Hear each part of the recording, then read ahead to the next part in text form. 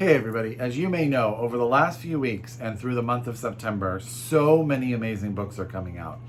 This is going to be a time of books we want to read. So today I'm here to talk to you about new releases that I am 100% sure you are going to want on your TBR. So without further ado, we better get started.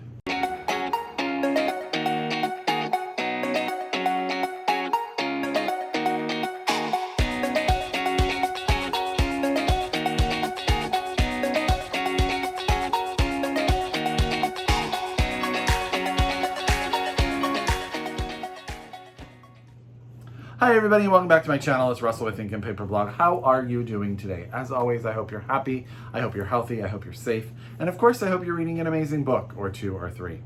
I have to say I am just returning from some time off. I'm actually finding it very hard to even film this video. This is not the first time I've tried. I'm just having a hard time talking about books because I'm sort of in that I gotta go back to work tomorrow, you know how that is, mindset, and I need to stop that and I need to talk books with everybody because there are so many amazing titles that you are going to want to read, I promise. So as always, get out your pen, get out your paper, get out your Goodreads, however you keep track of your TBR. If you are so able, please order these books from your local independent bookstore, and or if you're a library user, get your name on that list because some of these books are big names and you're going to want to be on it soon because you know it can take a little bit of time when you are waiting for a book from the library. Makes it even more exciting when it comes in, doesn't it? Okay, so first we're going to talk about a couple of big name books that are coming out or have just come out. And we're going to start with Sally Rooney's new book, Beautiful World, Where Are You? Out from FSG. This came out, I believe, last week. I'm not going to talk too much about it because Read by Ryan and I are actually filming this week a full review of just this title.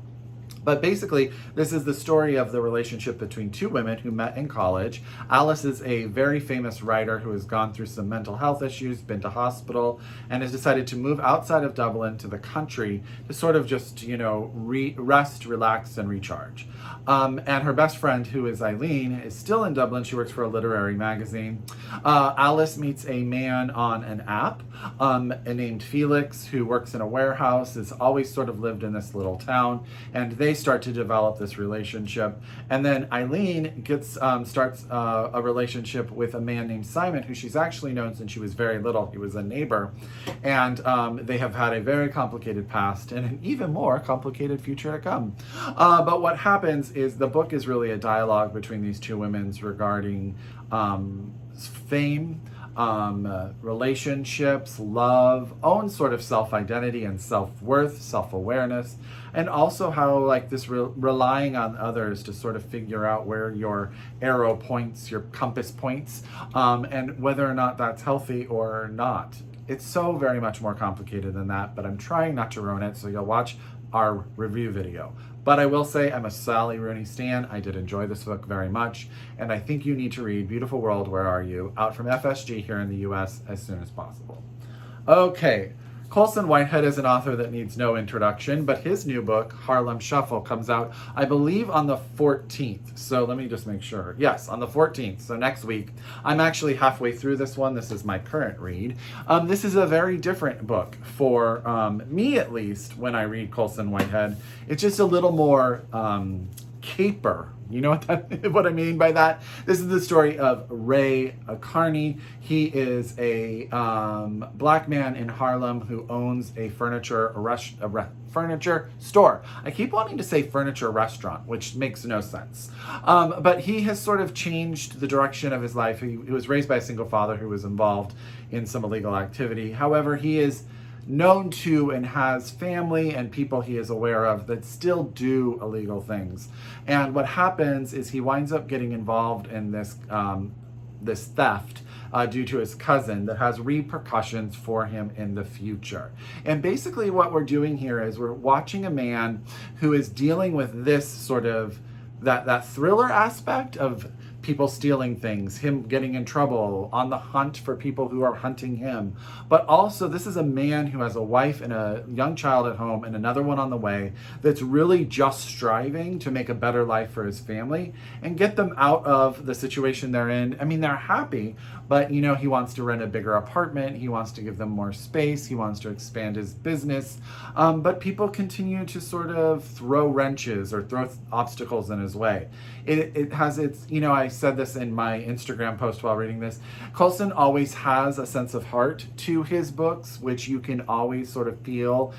He tugs them, he stomps on it a little bit. He also has beautiful writing, beautiful characters, and just so much complexity to his work. I'm really enjoying this one. So this is Colson Whitehead's Harlem Shuffle, out from Doubleday on September 14th.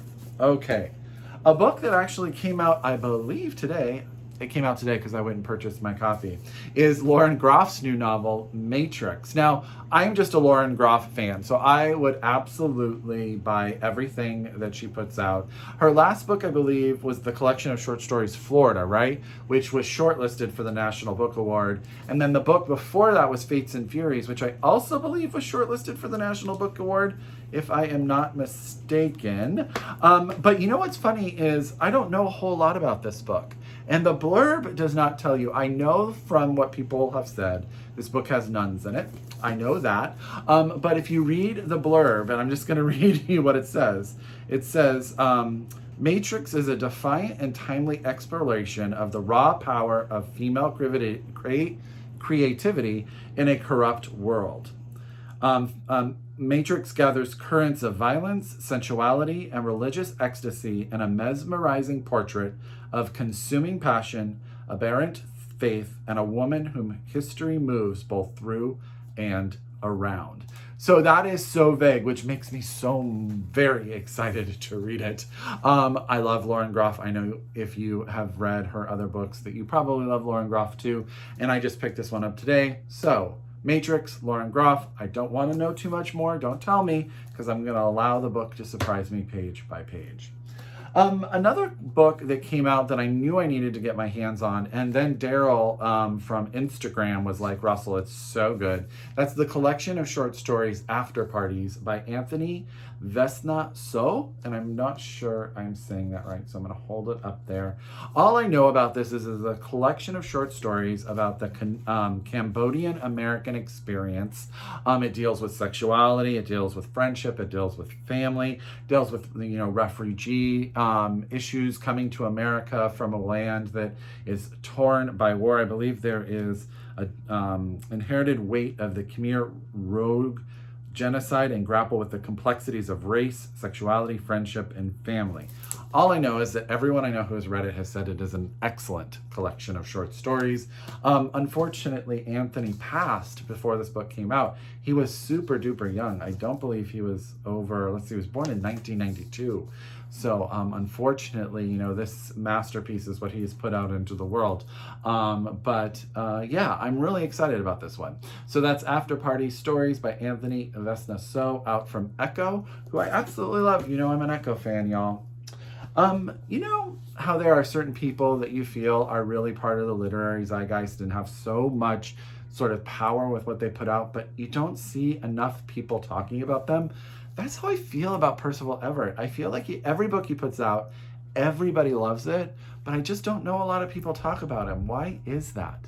He was just shortlisted for the Pulitzer for his last book, Telephone, and this is his new book, The Trees, out from Graywolf Press.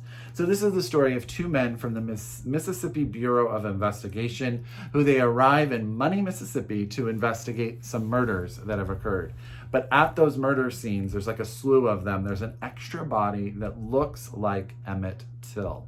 And as they start to investigate that, they find that there are actually murders across the country in this same vein. And it becomes sort of this reckoning of this discussion of white supremacy and also police brutality, and how all of that is sort of being combined together as these murders are going unsolved and these bodies are being found that look like and remind people of Emmett Till. So I believe that Percival Everett will do masterful work with all of that, much better than I can do in even describing it. And if you haven't read him yet, you should. I don't know, there's nothing else to say there. So that's The Trees by Percival Everett, out from Graywolf Press. Okay, now let's do a little horror. October is around the corner. My husband and I are actually working on a project about books for October. I'm hoping we'll be able to actually put it out there. It's going to take a little bit of work, but we're working on it. But everyone needs a little horror novel, and this is Summer Suns by Lee Mandelo. I don't know much about them personally. I don't know if this is their first book. Let me see. I know that they've written a lot in magazines, so I apologize. And I believe they're from Kentucky, right?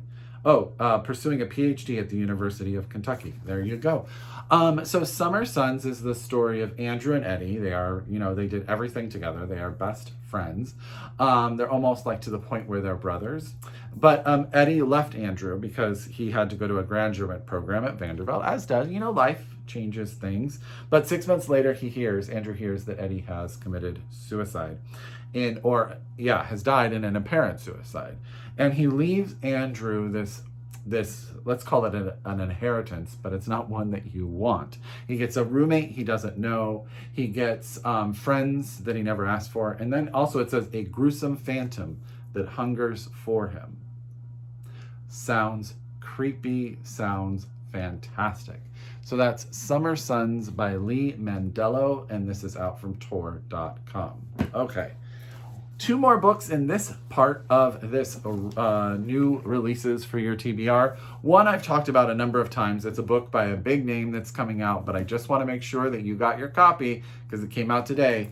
I went to the bookstore, and the bookstore I went to did not have a copy of it. And that's The Magician by Colm Toibin. This is a fictional account of the life of Thomas Mann while he was writing Death in Venice. And that is all I need to know. Colm Toibin does these historical people, fictional narratives. He did The Master, which was about Henry James, which I absolutely adored, and I always forget the full name of it. The Testament of Mary, which is a slim little book about that is so very, very good. And it's an amazing audiobook narrated by Meryl Streep. You should definitely check that out. But this is his newest book, and I actually was really surprised that this didn't make the Booker long list. Did it? And I missed it? I don't think it did. But that's Colm Toibin's The Magician out now, today, from Scribner. So I need to get my official copy of this book. I'll have to just go to a different bookstore. Oh, so woe is me to have to go to 2 bookstores. Last but not least in this book pile of new releases is a book picked by my Bicoastal Bibliophiles book club as our next read. I had heard of this book. It was sort of here in my brain, but I had never really thought about it a lot. And then they were like, this is what we want to read. I was like, of course. I go and I buy it. And then I'm like, why didn't I know about this book? And this is Mrs. March by Virginia Fieto. And this is out from Liverlight Books. So George March, who is Mrs. March's husband, is a very famous writer, and she is a very put together woman, right? And she lives on the Upper East Side, and she just sort of lives her life in this like specific, very organized, very her way. But one day she goes to the, where does she go? A shopkeeper. She goes to a shop, and he recommends to her, or sort of says to her, that this awful character in her husband's newest book may be based on her. And it just throws her for a loop. And it says, that one casual remark robs Mrs. March of her belief that she knew everything about her husband and herself. Suddenly, she is hurled on a harrowing journey that begins within the pages of a book. While snooping in George's office, Mrs. March finds a newspaper clipping about a missing woman. Did George have anything to do with her disappearance?